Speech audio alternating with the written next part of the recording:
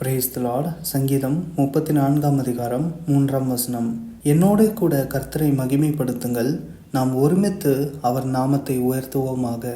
ஆமேன். ஆண்டவருடைய இருதயத்திற்கு ஏற்றவராகிய தாவீது ராஜா இங்கே சொல்கிறார், என்னோடு கூட கர்த்தரை மகிமைப்படுத்துங்கள், நாம் ஒருமித்து அவர் நாமத்தை உயர்த்துவோமாக என்று. ஆமேன். இங்கே தாவீது ராஜாவினுடைய முழு எண்ணம் என்னவென்று பார்த்தோம்னா, தேவன் மகிமைப்பட வேண்டும் என்பதே. முதலாம் பகுதியிலே கூட என்னோடு கூட கர்த்தரை மகிமைப்படுத்துங்கள் என்று சொல்லுகிறார்.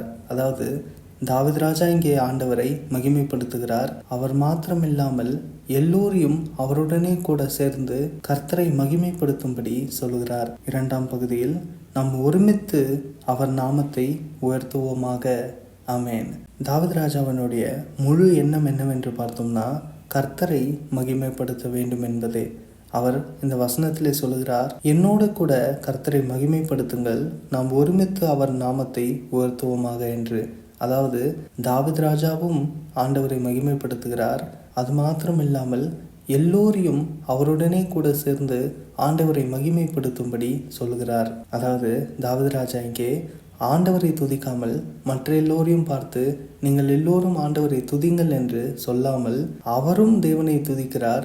அதே போல மற்றவர்களும் தேவனை துதிக்கும்படி ஏவுகிறார். இதற்கு முன்பாக இருக்கும் வசனத்தில் கூட கர்த்தருக்குள் என் ஆத்துமா மேன்மை பாராட்டும், சிறுமைப்பட்டவர்கள் அதை கேட்டு மகிழ்வார்கள் என்று சொல்லுகிறார். தாவீது ராஜாவினுடைய ஆத்துமா கர்த்தருக்குள்ளே மேன்மை பாராட்டுகிறது, அதை கண்ட சிறுமைப்பட்டவர்கள் மகிழ்வார்கள் என்று சொல்லுகிறார்.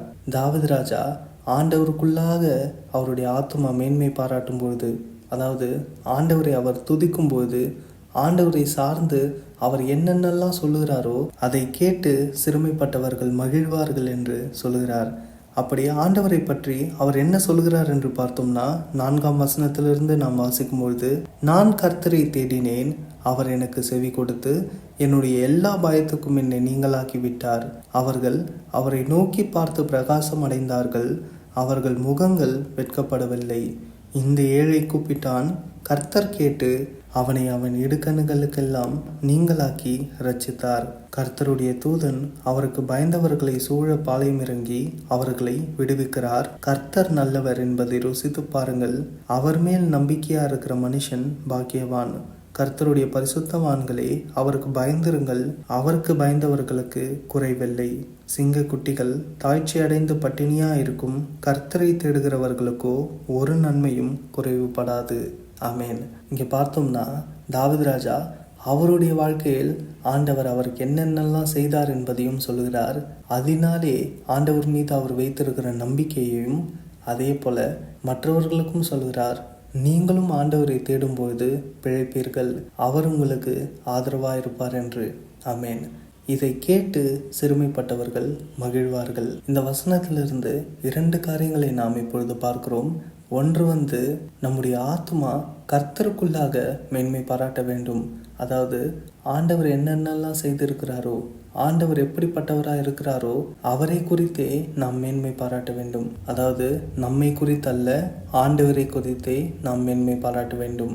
அவர் எப்படிப்பட்டவராக இருக்கிறாரோ, அவர் நமக்கு என்னென்னலாம் செய்திருக்கிறாரோ அதை நாம் மற்றவர்களிடத்தில் சொல்ல வேண்டும்.